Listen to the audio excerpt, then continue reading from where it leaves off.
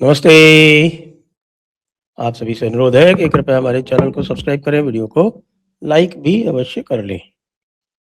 आज भाईजान को बहुत बड़ा धक्का लगा आज फिर से सुप्रीम कोर्ट में, और इसीलिए हमारे आरफा, राणा, सायमा, सभी सभा, ये सब लोग रो रहे हैं कि भारत असहिष्णु हो गया है। तो मुझे लगता है इसी किन्हीं कारणों से रो रहे हैं, क्योंकि भोजशाला का केस आज गया सुप्रीम कोर्ट में। और भोजशाला में आपको पता है भोजशाला केस में क्या हुआ था। भोजशाला केस में जो Madhya Pradesh high court Indore bench ने ये घोषणा कर दी थी, उसकी डिवीजन बेंच ने ये घोषणा कर दी थी कि भोजशाला जो है वो हिंदू मंदिर है और उसमें उनको पूजा करने का पूरा अधिकार है। और एएसआई और मध्य प्रदेश सरकार ने तुरंत उसकी कंप्लायंस करते हुए, तुरंत उसकी पालना करते हुए वहां पर सरस्वती माता की पूजा अर्चना आरंभ करवा दी थी और नमाज बंद करवा दी थी। तो अब आपको ध्यान होगा भोजशाला में पहले गए थे तो कहा वेकेशन है, वेकेशन के बाद आइए। अब वेकेशन के बाद गए, वेकेशन के बाद का आज दूसरा दिन था और दूसरे दिन ठन-ठन गोपाल। कोर्ट ने साफ मना कर दिया किसी भी इंटरिम ऑर्डर के देने से। नोटिस जारी कर दिए। नोटिस तो ऐसे केस में आपको पता है कि नॉर्मल सी बात है कि नोटिस तो जारी हो गए, लेकिन कोर्ट ने साफ मना कर दिया है ना, कोई इंटरिम ऑर्डर नहीं होगा। बाकी नमाज पढ़ दी है, हाँ नमाज पढ़ लो, नमाज पढ़ लो, नमाज पढ़ो। नमाज तो बहुत ज़रूरी है पढ़नी। तो मध्य प्रदेश सरकार से कहा कि भाई जो आपकी भोजशाला है, उसके आस-पास कहीं कोई भूखंड हो, तो वहाँ पर उनके लिए व्यवस्था करा दें नमाज की। तो मध्य प्रदेश सरकार की हाँ, ठीक है, बिल्कुल, कोई दिक्कत ही नहीं है। भोजशाला के आस-पास देखिए जैसे अयोध्या में भी आस-पास उन्होंने कहा था मस्जिद के लिए जगह दे दो, तो दे दी गई। लोग कह रहे हैं कि साहब वो 24 किलोमीटर है, 30 किलोमीटर है। इससे क्या मतलब है? है तो अयोध्या क्षेत्र में ही। अयोध्या क्षेत्र में है, 16 कोसी के बाहर है। और यही वहाँ पर पुरानी जो माँग थी वो ये थी कि साहब की मस्जिद 16 कोसी क्षेत्र से बाहर बनाई जाए। वैसे तो वहाँ 16 कोसी भी है, वहाँ 84 कोसी भी परिक्रमा होती है। 84 कोसी तो बहुत बड़ी हो जाती है। उसमें तो गोंडा, बस्ती और आपके सुल्तानपुर ये सारे ज़िले आ जाते हैं। तो ये अर्थ हुआ कहने का कि भई धक्का एक बार फिर से लग गया है। और भोजशाला आप ये देखें कि सेटबैक पे सेटबैक लगते रहे हैं। काशी में लगा, मथुरा में लगा। मथुरा और काशी में बहुत प्रयास किया उन्होंने कि किसी तरह से जो है वो मामला टल जाए और आगे तारीख पे तारीख पड़ती जाए, लेकिन वो हुआ नहीं। अंततः सुप्रीम कोर्ट में एक हमारे वो संजीव खन्ना जी थे, वो चीफ जस्टिस ऑफ इंडिया, उन्होंने पता नहीं क्या उठा के जितने भी केसेस चल रहे थे जिसमें हमारा वर्शिप एक्ट इन्वॉल्व था। फिर तो और वर्शिप एक्ट में उन्होंने उसको सभी केसेस को स्टे कर दिया। स्टे क्या कर दिया? ये कहा कि भाई कोई भी कोर्ट नीचे का जो है उसमें कोई इफेक्टिव ऑर्डर नहीं करे। तो अब उसमें क्या होगा? संभल के केस की भी हियरिंग चल रही है भाई। संभल के केस में भी ये है कि साहब ये जो सर्वे के आदेश दिया गया है ये गलत है। अब वो सर्वे का आदेश जो किया गया है वो गलत कैसे है?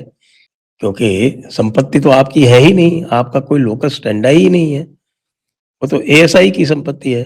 एएसआई की संपत्ति पे पीओडब्ल्यू यानी कि प्लेसेस ऑफ वर्शिप एक्ट जो है वो लागू नहीं होता है। ये स्वयं प्लेसेस ऑफ वर्शिप एक्ट में लिखा हुआ है। लेकिन नहीं, भाईजान लोगों को हर जगह जो है वो अपनी खच्चर फँसानी है। क्यों फँसानी है? क्योंकि उनका जो मतालबा है, उनका जो उद्देश्य कह लें, लक्ष्य कह लें, वो ये है कि भई सारे स्थानों पर हम मस्जिदें बनाएँगे और ख़ास तौर से मंदिरों के ऊपर मस्जिदें बनाएँगे, क्योंकि इस्लाम एक ऐसा मज़हब है जो सह-अस्तित्व या कोएग्जिस्टेंस में विश्वास नहीं रखता। इस्लाम जो है वो दूसरे मज़हबों पर गालिब होता है, उसे डोमिनेट करता है, उसको डोमिनेट करना है, उसको सह-अस्तित्व नहीं रखना है। ये पूरी तरह से कुरान की आयत है। आप जो दूसरा चैप्टर है सूरत अल बकरा की जो आखिरी आयत है 286, उसकी जो दुआ है वो पढ़ लें।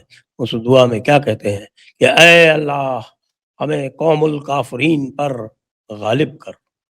मतलब उनके ऊपर डोमिनेशन दें हमें। अब इसी संदर्भ में ये भी है कि भई सुप्रीम कोर्ट की तरफ से एक नया प्रस्ताव आया है। वह प्रस्ताव कहता है कि भई ये जो काशी और मथुरा और जो संभल के मैटर्स हैं, इनको मीडिएशन में दे दिया जाए।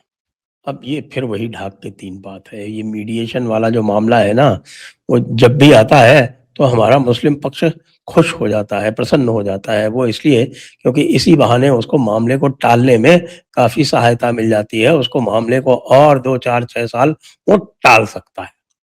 याद है ना आपके राम मंदिर का जो केस था, वो राम मंदिर का केस तो भाई बिल्कुल ओपन और शट टाइप का केस था। लेकिन उस ओपन और शट टाइप के केस में भी पहले वादा करके पहले वादा करके वादा किसने किया था? जो बाबरी मस्जिद एक्शन कमेटी, मैं याद दिला रहा हूँ आपको, पहले ये बाबरी मस्जिद एक्शन कमेटी बनी थी और रिटायर्ड आईएफएस ऑफिसर, जिनको रिटायरमेंट किसने दिलवाया था? अटल जी ने दिलवाया था। उनको रिटायरमेंट दिलवा के अटल जी उनको पॉलिटिक्स में लाए थे। हमारे जो है वो भारतीय जनता पार्टी और जनसंघ लोगों की भी बलिहारी है। वो बार-बार फेल होते हैं, बार-बार धोखा खाते हैं, लेकिन काम वही करवाते रहते हैं। यानी कि मुसलमानों को अपने साथ में लाने का वो प्रयास बार-बार करते हैं, बार-बार फेल होते हैं, लेकिन त्यागते नहीं उसको।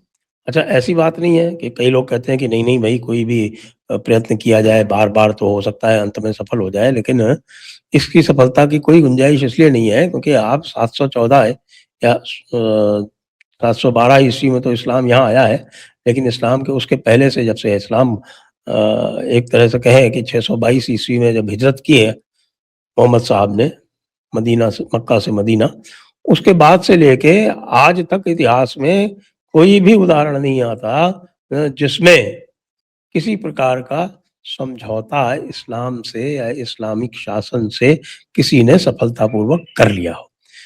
जब भी किया, धोखा खाया, जब भी किया, उसको तोड़ा।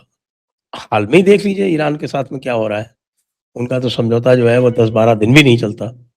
अब सुप्रीम कोर्ट ने क्या सोच के ये कहा कि साहब कि आप काशी और मथुरा और संभल में समझौता कर लीजिए। किस तरह का समझौता? काशी में क्या समझौता हो सकता है? काशी में हमारा केस क्या है?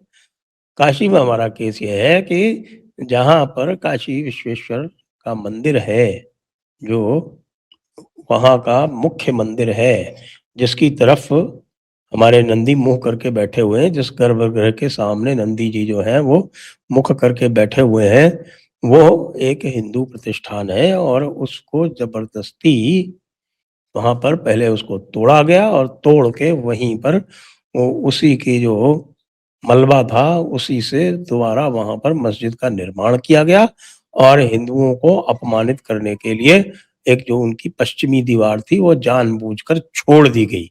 ऐसा नहीं था कि वो पश्चिमी दीवार को नष्ट नहीं कर सकते थे, ऐसा नहीं था कि वो नंदी को नष्ट नहीं कर सकते थे, लेकिन उस समय उनको संभवतः एक गलतफ़हमी रही होगी या खुशफ़हमी रही होगी या एक उनको ऐसा लगा होगा कि इस्लामी राष्ट्र जो है, जो उनका बनाया हुआ है इस्लामी राज्य भारत में दारुल खिलाफ़ा, वो सदा सर्वदा के लिए है। उन्हें ये ध्यान नहीं था कि भई ये सदा सर्वदा वाला जो है, वो औरंगज़ेब के ख़त्म होते ही ख़त्म हो जाएगा। वो हो गया ख़त्म और उसके बाद भी उनकी ज़िद बनी रही कि नहीं साहब हमने जहाँ तोड़ा है वहाँ पे तो कायम ही रहेंगे। अब वो हो नहीं पा रहा है क्योंकि ये पूरा का पूरा जो काशी का स्ट्रक्चर है, वो चला गया भारत में। पाकिस्तान में रहता तो फिर भी कुछ कर लेते, लेकिन भारत में आने के बाद में फिर भ भारत में आप जानते हैं कि यहाँ तो भई कानून का राज है, तो कानून के हिसाब से जब किया जा रहा है, तब ये पता चल रहा है कि ये इनका जो है वो इल्लीगल ऑक्यूपेशन है, तो इसमें किस तरह का समझौता हो सकता है?